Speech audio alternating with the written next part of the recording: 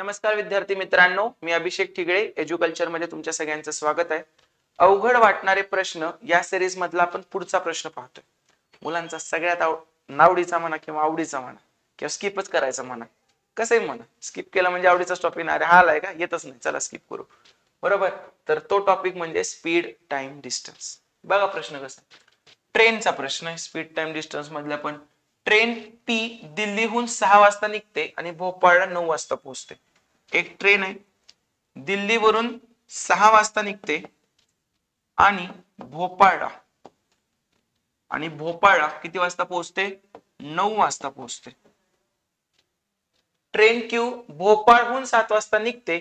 अजून एक दुसरी ट्रेन आहे, भोपाळहून 7 वाजता निघते आणि दिल्लीला 9 वाजता पोहोचते. दिल्लीला 9 वाजता पोहोचते. दोन्ही ट्रेन एकमेकींना किती वाजता ओलांडते? आता ओलांडायचा प्रश्न आहे म्हणजे टाइमचा प्रश्न आहे, अपोजिट डायरेक्शन आहे. बरोबर, मग आपल्याला काय माहित आहे? Time is equal to distance upon speed असतं. डिस्टन्स तर ठीक आहे, जे असेल ते असेल डिस्टन्स, पण स्पीडचं काय करतो आपण? अपोजिट असेल तर S1 + S2. अपोजिटला काय करतो? स्पीडचं ऍडिशन. पण ह्याच्यात स्पीडच नाही दिलं. दिलंय का स्पीड? स्पीडच नाही दिलं तर गणित पुढे कसं जाणार? मग गणित पुढे जर राहणार नसेल तर सोडवायचं कसं? कन्सेप्ट सांगतो, शॉर्टकट वगैरे तर ठीक आहे, ते तुम्ही करा. कन्सेप्ट इम्पॉर्टंट आहे. कन्सेप्ट आली तर चित्र विचित्र अजून एक गणित पडलंय असलंच, ते सुटत नाही मग नुसत्या शॉर्टकट वरून. बरोबर, तर बघा कसं करायचं कन्सेप्ट ना. 6 ला निघते इकडची ट्रेन आणि 9 ला पोहोचते, म्हणजे किती वेळ घेते रे? 3 तास. बरोबर, तिकडून इकडे येणारी एक ट्रेन आहे, 7 ला निघते, कितीला पोहोचते? 9 ला, म्हणजे किती घेते? 2 तास. आपलं एम काय आता ठरल्या? आपल्याला स्पीडची गरज आहे. स्पीडची गरज आहे तर स्पीड काढायला लागेल. आपल्याला टाइमच माहित आहे, स्पीड कसं काढणार? तुला डिस्टन्स पण माहित आहे, डिस्टन्स सेमच आहे, तर अज्युम कर ना. आणि किती अज्युम करणार? डी नको करू, एक्स नको करू, अज्युम किती कर? 3 आणि 2 चा लसावी. 3 आणि 2 चा लसावी किती आहे? 6. मग मी माझं डिस्टन्स किती अजून करतो? 6. मग मी एक स्पीड काढू. आता डिस्टन्स मिळाले, टाइम मिळाले, स्पीड कसं काढणार? S1 is equal to distance upon time. Distance किती आहे? 6 अजून केलेला आहे, आणि टाइम किती आहे? 3. 6 भागिले 3 2. पुन्हा S2 काढू. डिस्टन्स किती आहे? 6 आणि टाइम किती लागलाय? 2. 6 भागिले 2 3. हे काय झालं तुमचं? स्पीड. ह्याला kmph म्हणा, kilometre per hour. Kilometre per hour. आता मला स्पीड मिळालं का? स्पीड मिळालं, मला डिस्टन्स माहित आहे. आता आपण ह्या फॉर्म्युला टाकू शकतो, पण तो फॉर्म्युला कधी वापरायचा आहे आपण? जेव्हा दोन्ही ट्रेन एकाच वेळी निघत असतील, फक्त आणि फक्त तेव्हा. मग मला सांगा, ही ट्रेन किती वाजता निघतेय? 6. ही ट्रेन किती वाजता निघतेय? 7. चालेल का असं? असं चालत नाही, दोघींना 7 वाजता करूया. मग आता या ट्रेनचं S1 चं स्पीड किती आहे? 2. आणि या ट्रेनचं स्पीड किती आहे? 3. मग 6 वाजताची ट्रेन 7 वाजेपर्यंत पळवायचे, म्हणजे 1 तास पळवायचे. स्पीड किती आहे? 2. म्हणजे किती जाणार? 2 किलोमीटर जाणार. उरणार किती रे? 4. उरले किती? 4. वाटल्याचे खाली लिहितो मी. 2 किलोमीटर गेली 1 तासात, उरले किती? 4. आता ही पण ट्रेन येत आहे, 7 वाजलेत, ही पण ट्रेन येत आहे. आता आपण दोन्ही एका ह्याला आणलं. आता चालू करू आपण. काय असतंय? Time is equal to distance upon speed. Distance किती आहे आता? 4च राहिलं.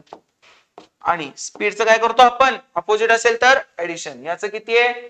3. याचं किती आहे? 2. स्पीड तर 3 आणि 2 5. 4/5 तास काय लागतील भेटायला. पण मिनिटात पाहिजे आपल्याला. ह्याला किती न गुणू आपण? 60 न गुणून टाकू याला. 5 × 5 12 × 5 60. 12 चोक किती रे? 48 मिनिटं. जमलं? कितीला निघालेल्या दोन्ही ट्रेन? दोन्हीकडे 7 वाजवलेले ना आपण, तर 48 मिनिटांना भेटतील. म्हणजेच काय आलं रे याचं? 7 वाजून 48 मिनिटं. 7 वाजून 48 मिनिटं. कळालं का? होता का चांगला प्रश्न? Option number 1. दोनदा आला आयोगाला.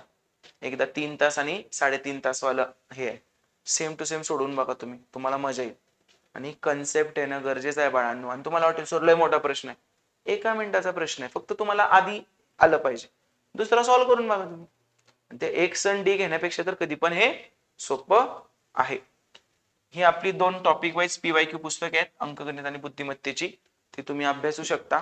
ह्याच्यामध्ये 2009 पासून ते 2024 पर्यंतच्या सगळ्या प्रश्नपत्रिकांमधील सगळ्या प्रश्नांचा टॉपिक वाईज समावेश आहे आणि त्याचं डिटेल स्पष्टीकरण आहे. QR कोड मधून तुम्हाला कन्सेप्ट पण समजून घेता येतील आणि पुस्तकाचा चांगला अभ्यास करता येईल. ज्या ज्या परीक्षांना गणित बुद्धिमत्ता आहे त्या सगळ्या परीक्षांना हे उपयोगी पडणार. सरळ सेवा असू दे, कंबाईन एक्झाम असू दे, नाहीतर UPSC असू दे, कारण सगळे प्रश्न कुठल्या ना कुठल्या तरी फिरवून फिरवून तिथं विचारले जातील. ओके, विद्यार्थ्यांना कमी वेळेमध्ये आता पूर्ण करायचा असेल सिलेबस, पण तुमचं बेसिक चांगलं पाहिजे, ही एक प्री कंडिशन आहे. त्यांच्यासाठी मी हा कोर्स लॉन्च केलेला आहे. खूप विद्यार्थ्यांनी हा कोर्स आता घेतलेला आहे, कारण 7 दिवसांची बॅच आहे. रोज आपण 4 तास घेणार आहे. असं करून 28 तासाचा फुल पॅक सेशन, 0 जोक्स, फक्त अभ्यास, दुसरं काय असं पण कधी करतच नाही आपण. पण पूर्ण 28 तास टू द पॉइंट शिकवणं, एक्झाम ओरिएंटेड शिकवणं या कोर्समध्ये घेतलेलं आहे. तर फास्ट ट्रॅक बॅच ही तुम्ही जॉईन करू शकता 1 महिन्याच्या व्हॅलिडिटीसाठी किंवा 3 महिन्याच्या व्हॅलिडिटीसाठी, जसं तुम्हाला पाहिजे असेल तसं. कंडिशन एकच आहे, तुमचं बेसिक बऱ्यापैकी चांगलं पाहिजे. तर गणित कच्चा असताना उगाच शॉर्टकट मध्ये मला शिकायचंय म्हणून इथं यायचं नाही, तुम्हाला कळणार नाही. ठीक आहे, कारण 28 तासात सगळ्या टॉपिक्सना थोडं थोडं टच करणं म्हणजे स्पीड मध्ये असणार आहे. ज्यांचं बेसिक चांगलं आहे त्यांना हे उपयोगी पडेल, त्यांना खूपच उपयोगी पडेल. कारण तुम्ही जर 11, 12, 13 पर्यंत असाल ना, तुम्हाला 16, 17, 18 आणि जरा तुम्ही जास्त अभ्यास केला तर 19 सुद्धा. तर इथपर्यंत आपण कसं जायचं ते तुम्हाला याच्यामधून शिकू शकता आणि कमी वेळेत होऊन जाईल. तुम्ही जेवढे प्रश्न एकट्याने सोडवू शकणार नाही ह्या परीक्षेच्या पर्यंतच्या काळात, तेवढे मी 7 दिवसात तुमच्याकडनं सोडवून घेतलेत विथ कन्सेप्ट क्लिअरिंग. ठीक आहे, त्यामुळे ज्यांना कमी वेळेत पूर्ण करायचं त्यांनी हे, आणि ज्यांना माझ्याकडून डिटेल शिकायचं आहे त्यांनी माझा हा कन्सेप्ट आणि PYQ कोर्स जॉईन करू शकता. याच्यामध्ये आपण प्रत्येक टॉपिकची कन्सेप्ट आणि आतापर्यंत आयोगाला पडलेले 3500 प्लस प्रश्नांचा समावेश आपण याच्यामध्ये केलेला आहे. तर ज्यांना हे करायचं असेल त्यांनी ही बॅच 3 किंवा 6 महिन्यांसाठी जॉईन करा. आणि ज्यांचा गणिताचा संबंधच संपलेला होता 10वी नंतर आणि गणित आता शून्यापासून शिकायचं आहे, त्यांनी माझी ही बॅच जॉईन करा. याच्यामध्ये ती मगाची पर्पल कलरची बॅच आहेच, प्लस बेसिकचे 2 फोल्डर गणित आणि बुद्धिमत्ताचे मिळतील. त्याच्यात मी हाताला धरून शिकवल्यासारखं शिकवलंय. तर ज्यांना गणिताला एकदम शून्यापासून सुरुवात करायची आहे त्यांनी माझा हा ग्रीन पोस्टरचा कोर्स जॉईन करा. याच्यात बेसिकचे 2 फोल्डर, कन्सेप्ट आणि PYQचा तो मागचा कोर्स, असं ह्यात सगळं मिळणार आहे तुम्हाला. ही बॅच तुम्ही 6 किंवा 1 वर्षासाठी जावा, कारण 3 महिन्यात हे काही कव्हर होणार नाही. इव्हन मी 3 महिने ह्याला व्हॅलिडिटी ठेवली पण नाहीये, 6 महिने किंवा 1 वर्ष अशी व्हॅलिडिटी ठेवली. या सगळ्या बॅचेस एज्युकल्चर हे आपल्या ऍपवर आहेत. हे ऍप डाउनलोड करून तुम्ही बॅच जॉईन करू शकता आणि डिस्क्रिप्शन मध्ये मी त्याची लिंक सुद्धा देतोय, तर तिथून सुद्धा तुम्ही जॉईन करू शकता. आणि आपली ही अवघड वाटणारे प्रश्न ही सिरीज तुमच्या मित्रांपर्यंत पोहोचवा. तुम्हाला परीक्षेमध्ये त्यातल्या कुठल्या ना कुठल्या तरी पॉईंटचा फायदा होणार आहे. धन्यवाद.